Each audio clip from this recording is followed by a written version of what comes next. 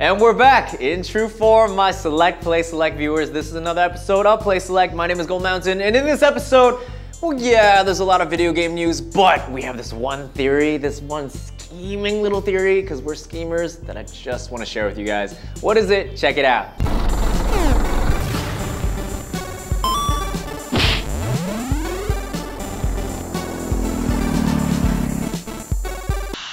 It's that time for Metal Gear Rising: Revengeance. Now, you guys know I've been looking forward to this game since I played in TGS, and you know, you guys should be looking forward to this game if you don't even have a copy already. And some people actually don't want to play this game because they saw on the internet there was this little picture that said the total completion game time was only 5.5 hours. Now, this is true, but also very, very false, and let me explain why. Now, Atsushi Inaba, the producer of the game, he went on Twitter, and I'll summarize what he said because there's a lot of tweets. He was like, no, this is all false. Actually, what he said was that the total game time was not 5.5 hours, but in fact, that was only a recorded time of when you actually did beat the stage. So if you're bad at the game, or actually this game's gonna be punishingly difficult, so most likely in stages 3 to 5, you'll spend more than 10 hours perhaps, and then actually when you do break the point and you beat the stage, then it records that time. So you end up beating stage 3 in 10 minutes, then 10 minutes, that's what it records. Also, in that game completion result, it didn't include cutscenes. So if anything, 5.5, you would probably add 3, and it'd be 8 hours if a full gameplay speedrun. That's what it would be like. So don't worry, this game's gonna be a lot of fun. I'm honestly hoping so. My expectations are this high. Haven't had a chance to play it yet, but I will tonight. So anyways, I just want to clear things up because I think this game deserves the love and not the negative press just from one little picture.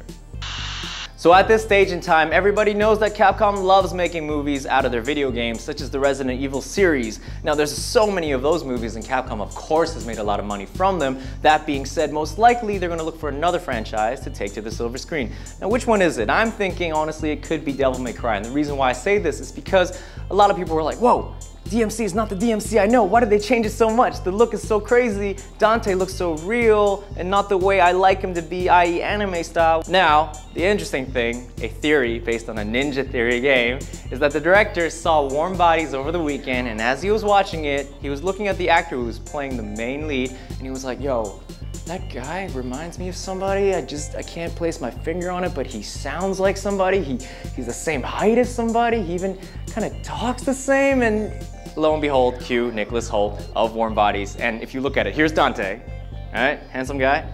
Here's Nicholas Hoult from Warm Bodies. Don't tell me they don't look alike. That's dead ringer, okay? You know, they say Chinese people look the same. No, that's not the case here. These guys, they're the same. So anyways, that being said, if there is a movie that comes out with DMC, well, hey, I'm sorry. Play Select, we called it. We called it. We called it.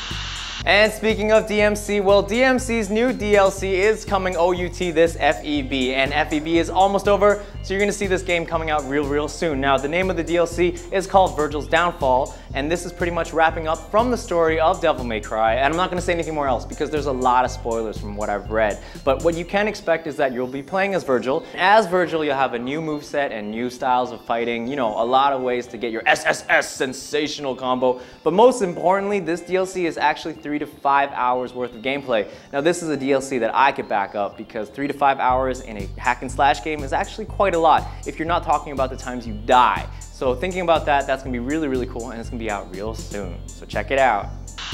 Hot off the press, Square Enix on February 7th registered a brand new domain name, and this name is very familiar to some of you who played this game before, warofnosgoth.com. Now, what is the significance of Nosgoth? This is the world where the Legacy of Kain series takes place in. So this could possibly mean what? A reboot or a new game in the series? Well, at the same time of them doing this, a picture came out, a storyboard titled Legacy of Kain Video Game Animation Pitch.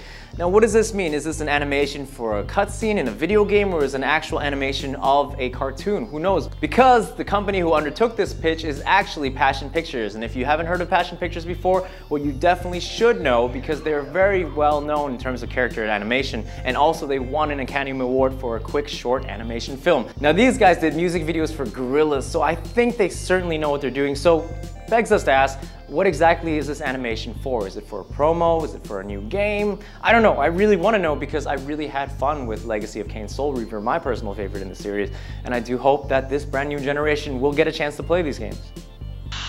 WatchDogs, Ubisoft's game that won over 80 awards and nominations in last year's E3. Well, we finally found an actual release time, and it's gonna be this holiday, 2013, so that's really, really cool. But we also found out from a leaked marketing material that this game is gonna be out on several platforms such as the Xbox 360, PS3, and also the Wii U. So that's great for Wii U owners because you have this really great game coming in from a third party. Hopefully you just get something else to play, and that's dope. Furthermore, there's a question I wanna ask. Like, when we saw the first video for WatchDogs, everyone was going, oh my god, it's next-gen graphics on current-gen console.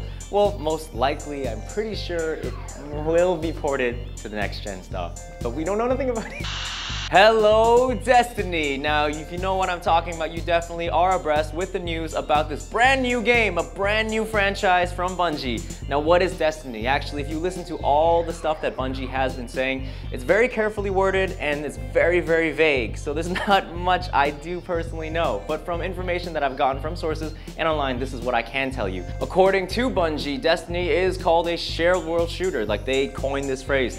And I don't know what that means. Apparently, it's kind of like a Dark Souls Online or Journey or even like Days. So I don't know if they've coined it or not, but I'm very interested in this online interaction, such as the fact that you fly on a mission and all of a sudden somebody you don't know and you didn't pick it and you didn't choose to be in a guild with them or nothing like that. They just join you, help you in a mission, go on their way, and then, you know, you can add them online afterwards. But it's kind of cool how this works in, because apparently the whole online mechanic about it is not an MMO. You don't have to join guilds, you don't have to strategize, there's no Leroy Jenkins coming into your place. You just meet people and you live in this thriving online world. There's no subscription fees. Woohoo! That's really good. And a double woohoo is that there is interstellar space travel. So you'll be flying around planets in your own customizable spaceship. And speaking of customization, there's a lot of customization from armor to guns, just really tweaking stuff. The stuff I like a lot. And there's 3 classes, the very kind of normal classes. You get your Titan, your Hunter, and your Warlock. So it's like the damage class, the Ranger class, and also the Wizard class.